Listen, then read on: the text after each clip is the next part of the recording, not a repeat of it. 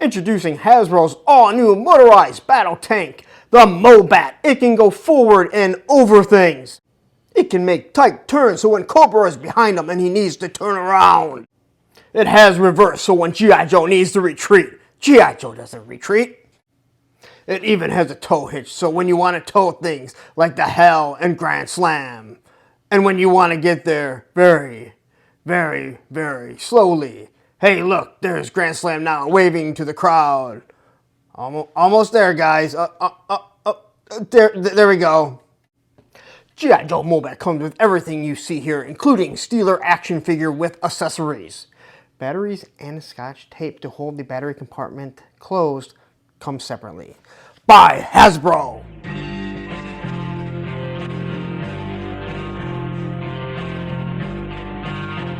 Hi, and welcome to A Punk with Toys. My name is Lawrence, and in this classic review, we're taking a look at the G.I. Joe, A Real American Hero MOBAT from over 30 years ago, and this is the motorized battle tank.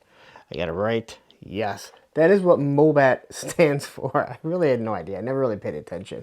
Anyway, we're going to take a look at this guy. You've already got to see how well mine still works. Unfortunately, it worked to a point. I have to, to get it to work, I have to tape the battery bay down. It was a pain to do. I'm just going to say. When I eventually get to the Mauler, if you guys are still around, you'll see it works much better. It works off 4 C's rather than 2 D's. But anyway, let's talk about this. We're going to take a look at this. This is not my original. I do have my original downstairs. And it really does say why you don't like kids put stickers on things. But anyway, we're going to take a look at the detail on this. And there's actually a lot of detail on this. Stuff that you didn't notice, that I know I sure didn't notice.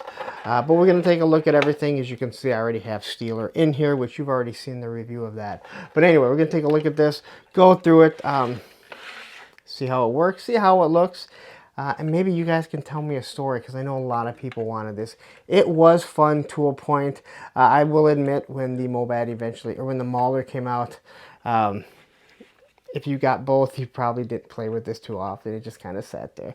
Anyway, let's get to this, because it's what you really want to see. Please take a second, hit that like button, hit that subscribe button, hit that bell notification so you're notified every time I drop something like this.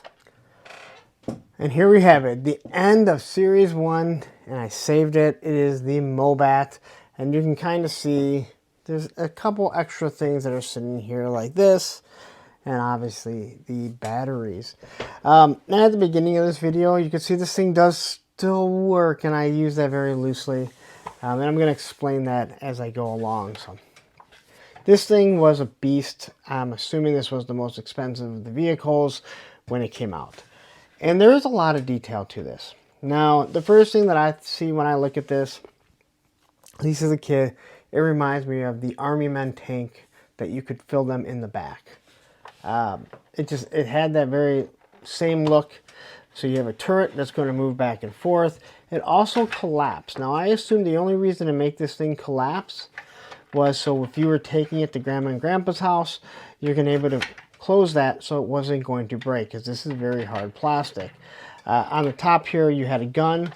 This is probably the thing that is most lost on this.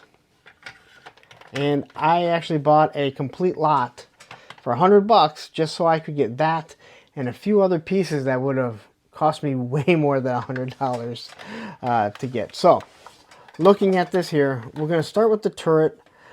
So here you have I'm assuming this is some sort of monitor. It's a visual, so they can see it underneath exactly where they're going to be firing. I could be wrong. If this is something that someone knows what it is, please let me know in the comments, because I'd be really interested to hear anything that it might be. So just quickly looking here, you can kind of see the design that they used right up here, okay? Doesn't look bad at all. I don't think it really is anything, but it looks like maybe it's some conduit. You got some rivets right there. These look like little C-clamps where they would kind of flip up, maybe hook chains up to it, some sort of rope or something like that, so they could pull if need be. I don't know why you want to pull from the gun, but hey. Here we have his Steelers position, and you got your two little handles here. There is no, there's no hatch, but you can tell this is supposed to be a hatch. Now, this gun, I know normally, I think they usually have 50 cals on the top. This was just a regular stationary gun, and wherever it pointed is where the tank wanted to go. And you saw that at the beginning. But here you have all these little rivets around it, and then you have another hatch here. Now, I can tell you right now, that hatch was not going to get a figure. Right?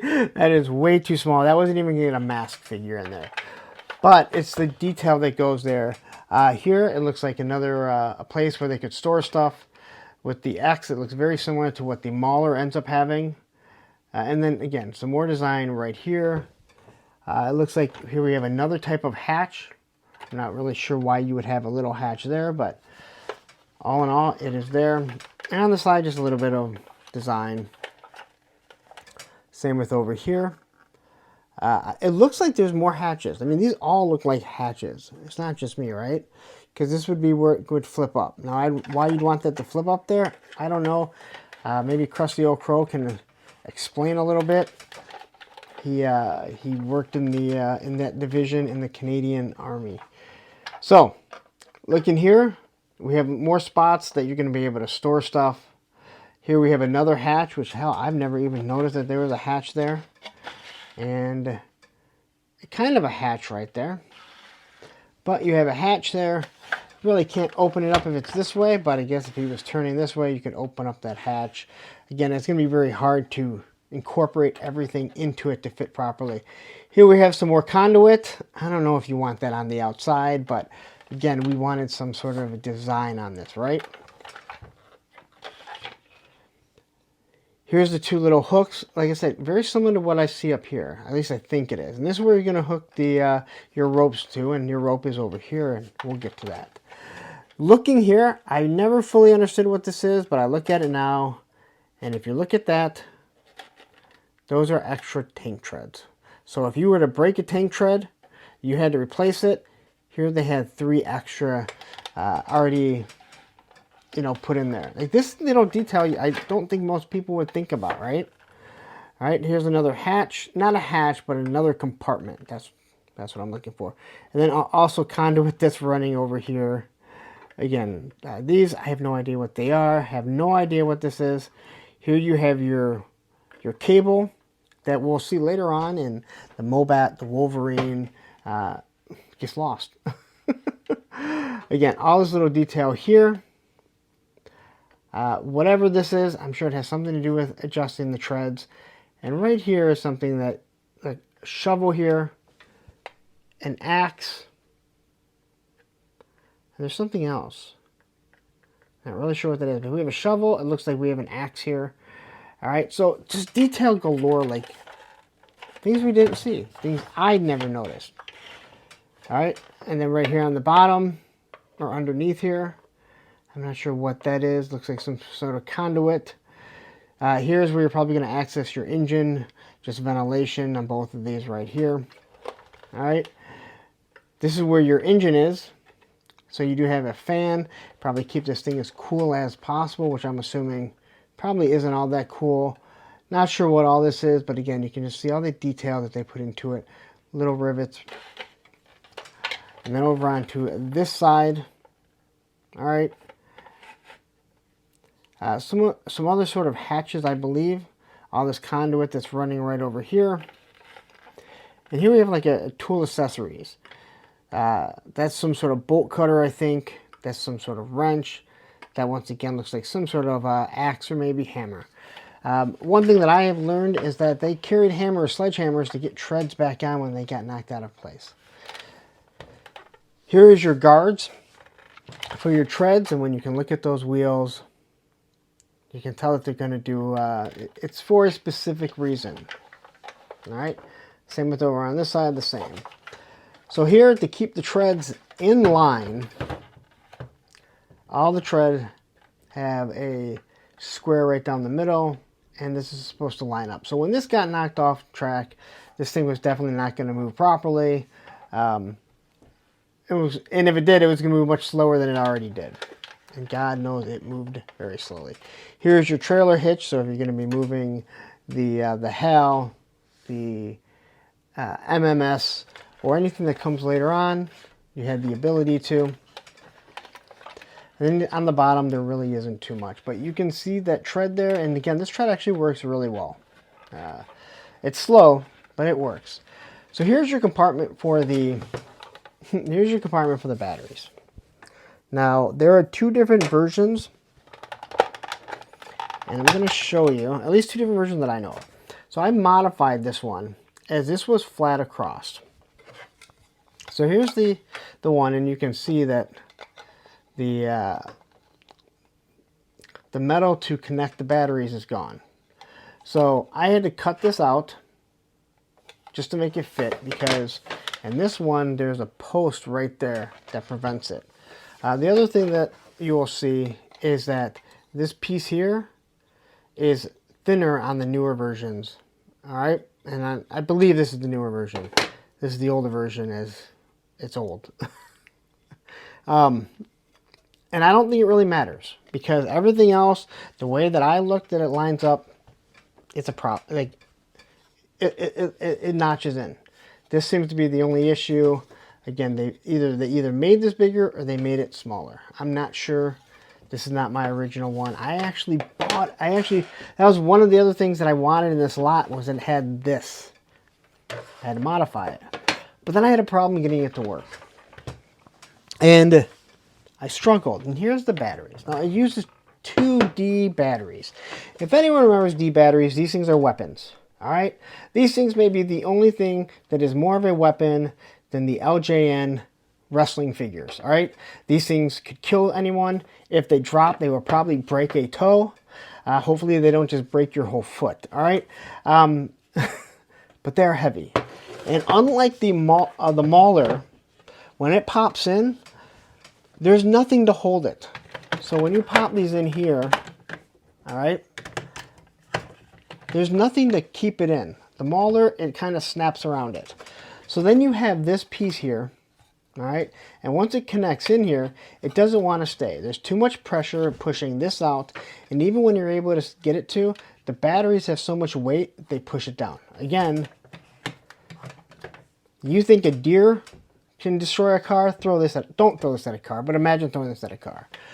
So now I realized why every single person, myself included, had tape holding this up.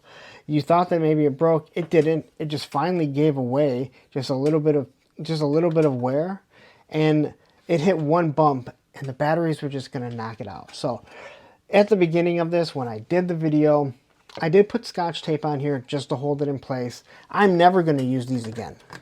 The Mauler, I have no problems. Those things pop in. As a matter of fact, getting those batteries out is a pain in the ass. But again, remember, there are 2 different versions. And the only issue is you have to kind of fix this. You can't cut this off, or else it's really not going to stay on. But you have to adjust it. If you're able to get one of these, put the batteries in and not put tape on and make it move, well, then you are a real rock star. I know I sure was not able to. But there it is. That is your MOBAT. You technically were able to push it. I wouldn't recommend it. You really, I mean, especially if your stove works, you do not want to blow the motor. These things probably these things are probably pretty expensive. I don't ever pay attention because I'm not looking to sell my stuff. But there you go. That is your G.I. Joe MOBAT. Your motorized battle tank. I'm done. Alright, so there it is. That is my review of the G.I. Joe Real American Hero MOBAT. Again, I think this was awesome. I love the army green that it had, or the OD green, whatever they want to call it. I love the design on this. I really think they gave it so much for the time. Again, we're talking 1982, which means it was in design, what, in 80, 81, to give you something motorized. And yes, there was a lot of motorized stuff, but to make it turn, go backwards, obviously go forward, make sure that this thing kind of collapsed. So if you took it somewhere, it wouldn't break it. I mean, that is like forward thinking. I know the Mauler doesn't have that, but anyway, tell me in the description, did you have this? Did a friend of yours have it? Maybe you stole it from your friend. Maybe you acquired it some way by trading away things that you didn't want, like adventure people, who knows. Anyway, tell me a story if you have one, but please, before you take off, you stayed this long, hit that like button, hit that subscribe button, hit that bell notification so you're notified every time I drop this. Now you're saying, hey, I didn't see Steeler. How do I know what that figure is like? Well, right up here is going to be the Steeler review, and down here is the playlist of all the classic G.I. Joe figures that I've done. Take care.